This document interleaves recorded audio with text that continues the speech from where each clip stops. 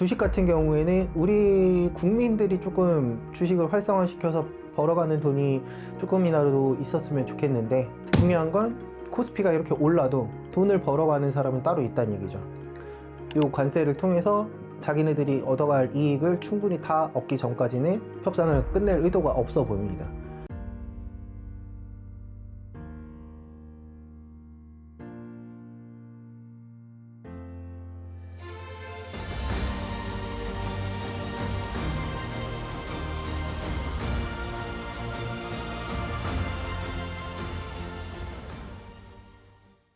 안녕하세요, 선생님.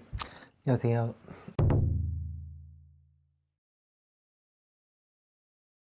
당분간은 뭐 이렇다 할 크게 뭐 문제가 될 게 보이지는 않는 것 같아요. 다만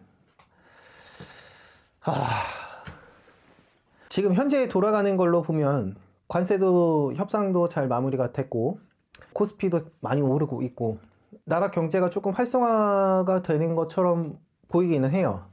근데 중요한 건 실제로 서민들이, 우리 국민들이 체감하기에는 경제가 나아지고 있는지는 모르겠어요.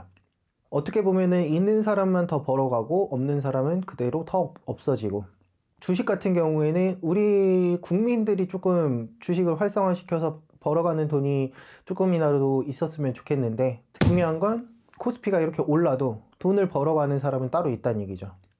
그런 구조가 조금 더 정착이 되지 않을까, 그렇게 생각을 하고 있습니다. 그래서 요거는 조금 앞으로 또 문제지만, 지금 당장의 서민들 경제를 어떻게 풀어줄 것인지에 대해서 이재명 대통령이 뭔가의 특단의 방법을 내려야 하지 않을까 생각이 듭니다. 오늘 기사가 떴는데 관세 협상이 잘 마무리가 됐지만 다시 25%로 올린다고 그 기사가 났어요. 그걸 보고서 깜짝 놀랐는데, 왜 이런 일이 벌어졌을까를 곰곰이 생각을 해봤는데도 불구하고 그냥 정치 쪽을 조금 내려놓자라고 해서 제가 조금 정치 쪽에 무관심하게 있긴 했었는데, 제가 봤을 때는 예전에 트럼프 관세 한창 할 때 콘텐츠를 찍었었던 걸로 기억을 하는데, 그때 관세 협상이 쉽지 않을 거라고 제가 얘기를 했던 걸로 기억을 하거든요. 그러면서 쉽게 이거를 내려주지 않을 거다, 뭔가를 해도 우리가 뭔가에 돈을 많이 쓰지 않는 이상에는 이 협상이 쉽게 되지 않을 거다, 그 현상이 나오고 있는 것 같아요. 아무래도 미국의 입장에서는 뭔가를 쥐고 흔들 카드는 관세라고 보고 있고, 이 관세를 통해서 자기네들이 얻어갈 이익을 충분히 다 얻기 전까지는 협상을 끝낼 의도가 없어 보입니다. 그래서 아마 쉽지 않을 걸로 보입니다. 그래서 지금 또 긴급 회의를 통해서 뭐 어떻게 하겠다고는 하지만, 이 관세 협상에 대해서 또다시 추가 요구가 있을 거고, 그럼으로 인해서 우리나라만 손해를 보고 이 관세가 또 질질 끌리지 않을까, 그런 생각을 하고 있습니다. 중요한 건 이제 지방선거가 남았죠. 이 지방선거는 뭐 많은 분들이 대충 예상을 하고 계실 거예요. 저 또한 같은 예상을 하고 있는 것 같은데, 이번에도 무난하게 지방선거 자체에서도 판이 크게 바뀔 것 같지는 않아요. 무슨 말이냐? 국민의힘이 크게 반전을 이뤄내지는 못할 것 같습니다. 이 지방선거가 많이 중요한데, 여전히 지방선거에서는 민주당이 승리할 걸로 예상이 됩니다.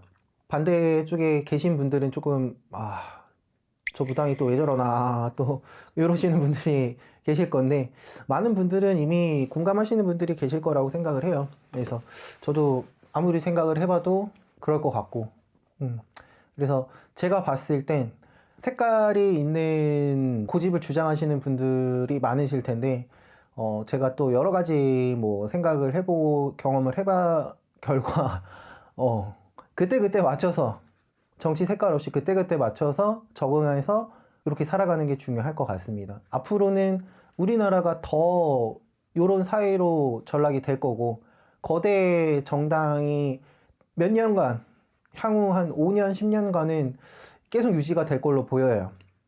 그렇기 때문에 뭐가 됐든 간에 주어진 상황에 맞춰서 이렇게 생활을 하지 않으면 지금같이 경제가 침체되어 있는 상황에서 살아남기가 조금 힘들 걸로 보입니다. 일단은 하루빨리 이 경제를 활성화시키는 게 급선무라고 생각을 하고, 자리에 계신 분들은 빨리 이 경제를 활성화시키는 거에 대해서 특단의 조치를 내려주시는 게 좋을 것 같습니다.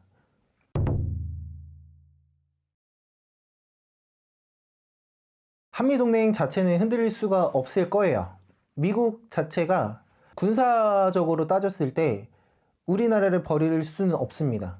절대 버릴 수가 없는 위치에 해당이 되고 있기도 하고, 우리나라 군사력이 그만큼 올라가 있기도 하고, 그렇기 때문에 중국이나 러시아를 견제를 하면서 아시아 쪽, 요런 쪽에 진출을 노리는 그런 방어를 해내는 그런 부분에 대해서는 우리나라 위치가 너무 중요하기 때문에 아마 한미동맹이 무너지거나 뭐 군사적인 동맹이 깨지거나 그런 일은 쉽지 않을 거예요.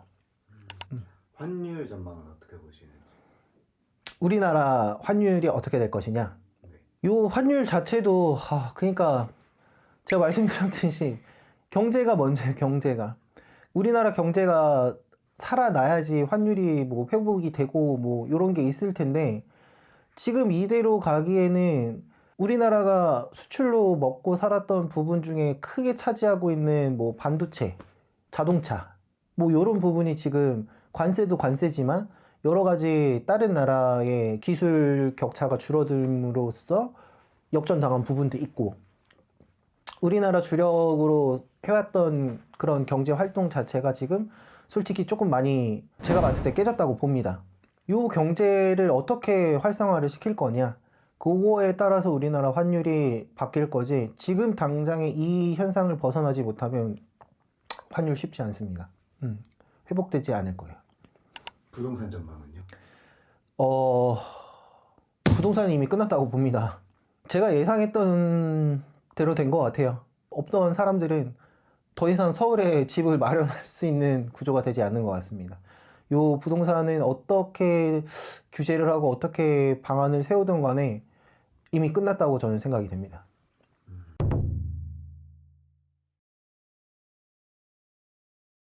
올해 같은 경우에는 작년보다 더 더울 것 같아요.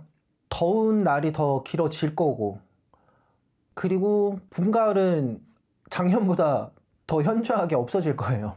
겨울은 비슷할 걸로 보입니다. 대신에 문제는 북한인데, 제가 볼 때는 작년에는 어떻게 보면은 조금 그 전에 비해서 조금 어떻게 잠잠했던 것 같아요. 도발하는 수준이.